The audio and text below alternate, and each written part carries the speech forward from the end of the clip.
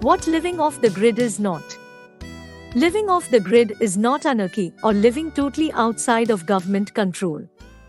I believe that modern society needs an organizing and arbitrating body that can peacefully solve disputes, try and punish criminal behavior, regulate industries and sectors, among countless other necessary duties. Constitutional government is especially necessary as it allows us to agree on the rules of the land to live in reasonable peace and harmony. These laws must be understood, arbitrated, and enforced by a third party, the government. It would not be all khum-bah-yah if the government were to disappear, and the law of the jungle and violence would soon begin to determine who's in charge. So, I absolutely believe in, and advocate for, an organized and strong democratic and constitutional government. Living off the grid is not living outside of the monetary system or taxation. I believe the monetary system was the natural and necessary evolution of barter or trading of goods. It is highly convenient, fluid, and enables faster economic transactions. And the government needs it to remain strong and alive, in part, through tax contributions.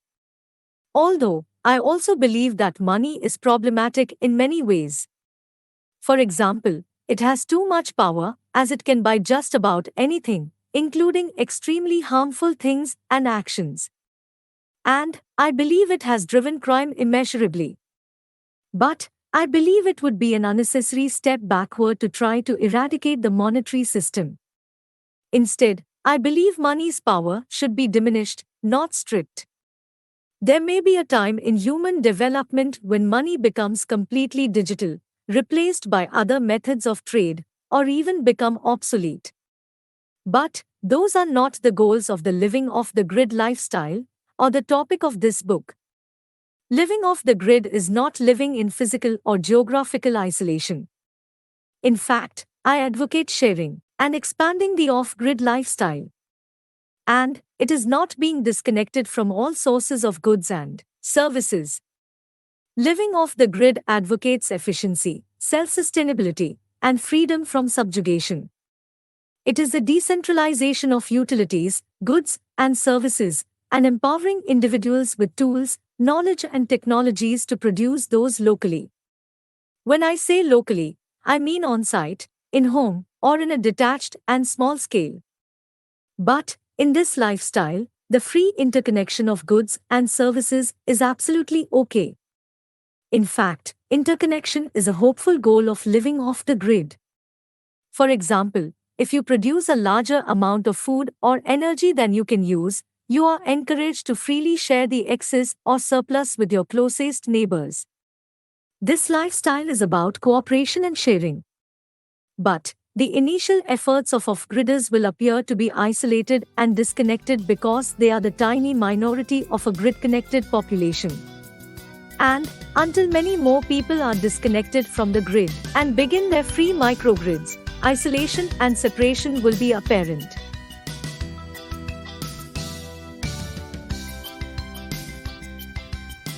Who are the middle people? The middle people are the agents of the grid. They are the people making a living on the grid and have deep-rooted interests in keeping the grid the way it is and have it expand and grow. The middle people are also the people that live from your basic needs. They have introduced themselves between you and sources of basic needs to make money. They are your average utility, water, electric, gas, company employee, your government utility official, or the salesperson making money from your communications needs and food supply.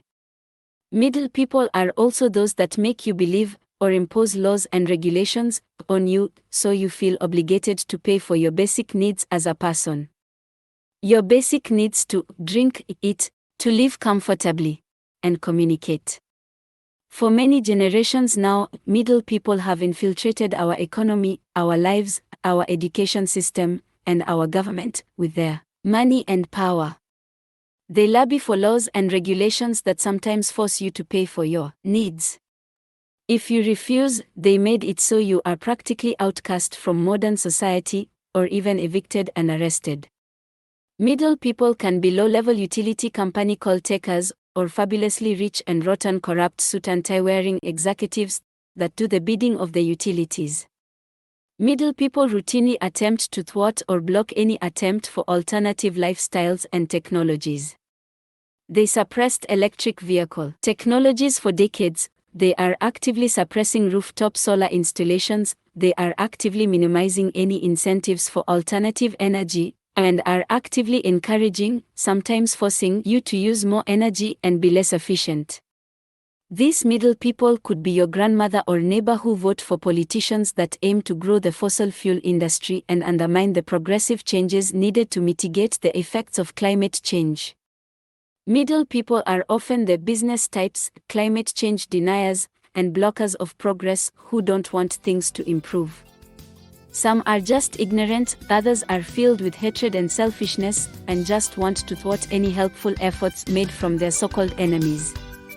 I will further describe these middle people and their misguided machinations throughout this book. Thank you for listening to this podcast. Please look for the next episode soon. And please ensure you like this content and subscribe as a sign of support and for me to continue to provide this type of content to people like you. By HVB. May 2023. Georgia, USA.